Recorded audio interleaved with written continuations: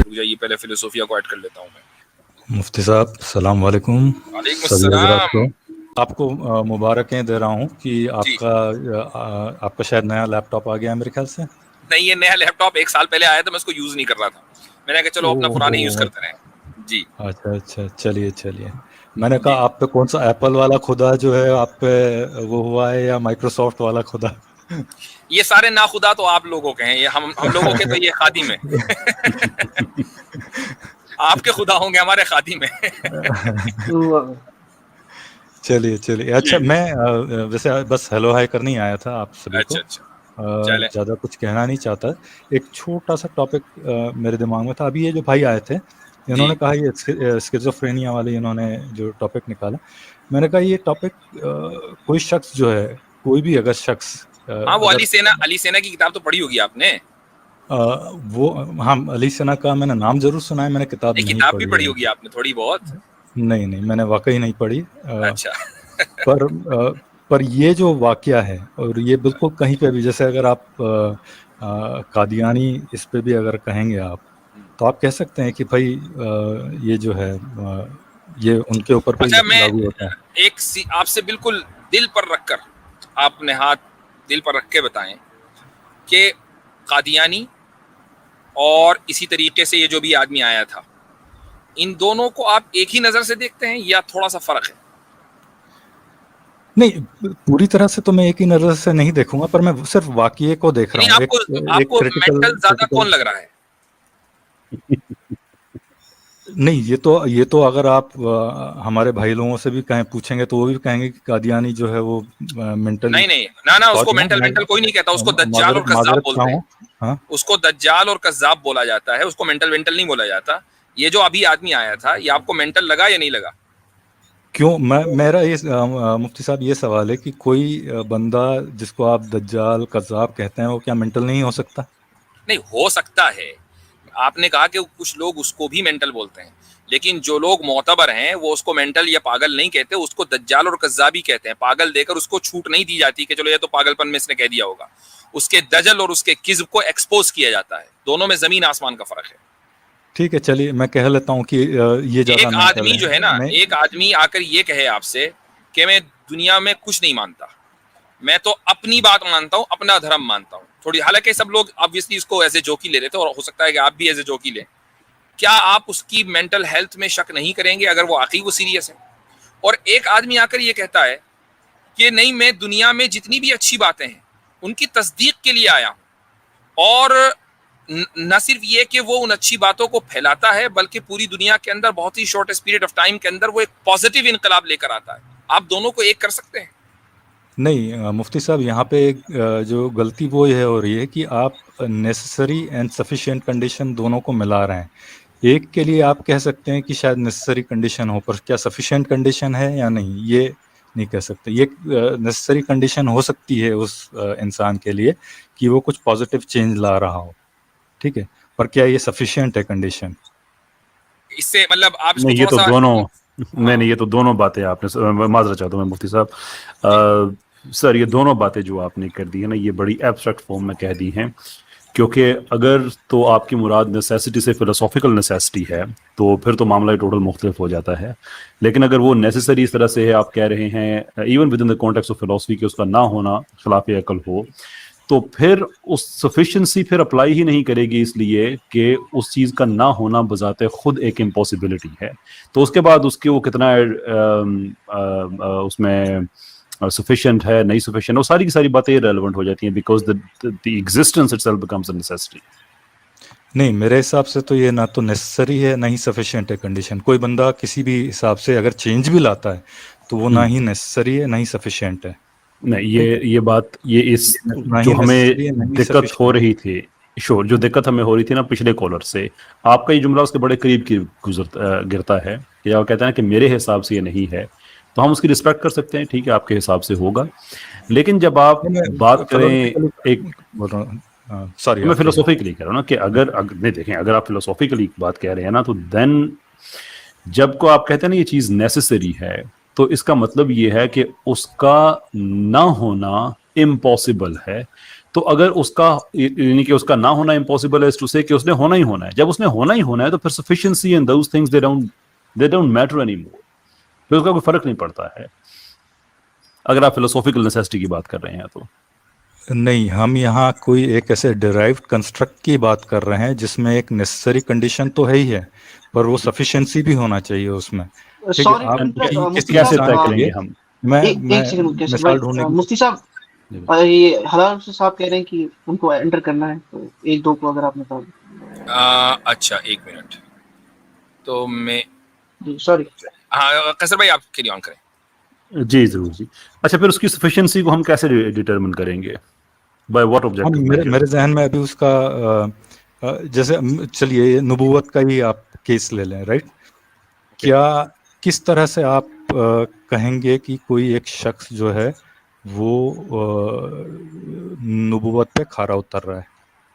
उसके लिए क्या नेसेसरी कंडीशन है, आप बताइए। ये तो अल्लाह ताला ने तय की हुई है, हमारे बाउंड में वो है नहीं है नहीं, कि वो तो उनका आप काम है। एपिस्टेमोलॉजिकली आप कैसे मालूम करेंगे? आपके पास तो कोई इन्फॉर्मेशन नहीं है, आप किस तरह से उसको नहीं, ये भी एपिस्टेमोलॉजिकली? गलत है, हाँ, ये भी गलत है। अगर आप उसे डिवाइन एलिमेंट अगर आप जुदा कर देते हैं मिसाल के तौर पे, और आप उसकी सिर्फ जो आपने एपिस्टेमोलॉजी की बात की है विच इज़ टू से कि उसका फिर लिंक नेसेसरली ज़रूरी है कि फिर वो हमारी जो एक्सपीरियंस है या एम्पिरिसिज्म है उसके साथ हो, उन लोगों का हो जिन्होंने नबी को देखा हुआ है। आखिरी खुतबे में अल्लाह के रसूल ने एक से ज़्यादा दफ़ा पूछा कि क्या मैंने अपना काम किया, मफहूम उनकी बात का ये है, तो लोगों ने कन्फर्म किया। नाउ इस कॉन्स्ट्रक्ट में यहाँ पे 3 एंटिटीज आती हैं, अल्लाह ताला की आती है, रसूल की आती है, और उस ज़माने की उम्मतियों की आती है जिन्होंने रसूल को अपने माबैन देखा। अल्लाह की तरफ से कोई एतराज़ नहीं है कि आपने जो काम, जो अकार नबूवत था आपका, वो आपने पूरा किया, इस पे कोई एतराज़ अल्लाह को नहीं है। खुद रसूल को इस चीज़ पे कोई कंसर्न नहीं है। जिनमें रसूल मौजूद थे वो गवाही दे रहे हैं कि हाँ आपने अपना काम पूरा किया। चैप्टर यहाँ पे क्लोज हो जाता है। अब इसको अगर हम इस पे एतराज़ उठाएं तो उसके लिए हमें फिर 3 चीज़ें चाहिए होंगी। नंबर 1 ये कि हमें नबूवत की टेक्निकलिटी पता होनी चाहिए कि नबूवत का काम कब पूरा होता है, और फिर हमारे पास एविडेंस होना चाहिए कि अगेंस्ट दैट ऑब्जेक्टिव मेजर किसी रसूल ने अपना काम पूरा नहीं किया है। और तीसरा ये कि अल्लाह ताला आपकी बात को एंडोर्स कर रहे हैं कि हाँ जो मैंने नबी भेजा था इसने अपना काम नहीं किया है। If you have all these things, 3 things, तो गुफ्तगू आगे जा सकती है। अगर नहीं है, there is no further scope के गुफ्तगू आगे बढ़े। बड़ी माजरत के साथ कैसर भाई, आप गाड़ी बिल्कुल उल्टी चला रहे हैं यहाँ पे, क्योंकि ये जो आपने जो क्राइटेरिया रखा है, ये क्राइटेरिया बिल्कुल अगेंस्ट जो है रीज़न जा रहा है। ठीक है, किसी नबूवत का कोई अगर दावा करता है तो उस दावे के लिए आपको दलील जो है वो दावे करने वाले को लाना पड़ेगी। ठीक है, ये सवाल ही अब और वो है। दावे जो है, और नहीं चलिए हाँ, I'm sorry, देखिए मैं कदा कलामी की माजरत, एक मिनट में अपनी बात ये कर लूं, नहीं तो फिर टॉपिक ही समझ आपने समझ चेंज नहीं कर पाएगा दिया कि है। टॉपिक चल क्या रहा है। मेरी साहब अर्ज जरा बोलने सुनिए दीजिए कसर भाई को। जी, ये आपने टॉपिक ही सारे का सारा चेंज कर दिया है, क्योंकि जब आप ये कहते हैं कि हमें कैसे पता चलेगा कि नबी ने अपना काम पूरा किया या नहीं किया, तो इस सवाल में ये इम्प्लाइड है कि नबूवत भी बरहक है, नबी भी है। हम सिर्फ ये देख रहे माजरत हैं के कि साथ कार्य नबूवत को कैसर पूरा भाई, मैंने किया ये गया या नहीं सवाल ही किया नहीं किया गया। कि काम किया है या नहीं, सवाल मैंने ये आपने किया कि मालूम कैसे चला कि है या नहीं। सवाल नहीं, बिल्कुल ये आपने नहीं बुनियादी किया, सवाल है। नहीं, ये आप ये रिकॉर्ड हो सवाल, रहा है। एक मिनट, सवाल एक आप मिनट, कहीं ये तक नहीं किया, सवाल मैंने इस कहा पर कि आप डिपेंड उल्टी करता सीधी है, कर रहे हैं। ये अब्दुल मार्री साहब, ये सवाल इस पर डिपेंड करता है कि नबूवत पॉसिबल भी है या नहीं। अगर नबूवत पॉसिबल है तो अब ये सवाल होगा कि भाई फला आदमी ने नबूवत का दावा किया, तो ये दावा उनका नबूवत का सही है या नहीं। आप नबूवत को पॉसिबल मान रहे हैं? आपका सवाल बहुत सही है और बहुत बुनियादी सवाल है कि क्या नबूवत पॉसिबल है या नहीं है। मुझे मतलब मेरा जो एपिस्टेमिक अंडरस्टैंडिंग है उसके हिसाब से मुझे लगता है कि पॉसिबल नहीं है, क्योंकि बस ठीक है। उससे बेहतर मुझे तरीके हैं मुझे लगा कि ये डिस्कशन और फर्दर फिर पीछे चला जाएगा, और फिर जो है हमें वो नेसेसरी बीइंग्स पे जाना पड़ेगा, हाँ, वही और फिर जाएगा, जो है वही कलाम जाएगा, पे जाएगा। तो मतलब बिल्कुल एग्जैक्टली क्योंकि फिलोसॉफी भाई से जब भी बात होती है तो वो इवेंचुअली सवाल होते होते फिर वो वजूद बारी ताला पे जा ही क्या सकता है। बिल्कुल तो बिल्कुल। उसको जब तक सॉल्व नहीं करेंगे लेकिन नबूवत सॉल्व होने वाली। हम इन्होंने एक साहब ने बात कही कि इनकी एपिस्टेमिक अंडरस्टैंडिंग है, ये एक बहुत बड़ा फिलोसॉफिकल क्लेम है। आई मीन अगर आपके पास एक एपिस्टेमिक स्टेटस है जिसकी बुनियाद पे आप कहते हैं कि नबूवत नेसेसरी नहीं है, दैट इज टू से कि आपके पास एक पूरे का पूरा अल्टरनेटिव मॉडल है और वो आपके ज़ाती ख्याल पे डिपेंड नहीं करता है, बल्कि आपके पास एक एपिस्टेमोलॉजिकल बेसिस है। एम्पिरिकली आप कह सकते हैं कि वो इससे बेहतर है। हमें आगाह करेंगे वो क्या मॉडल है?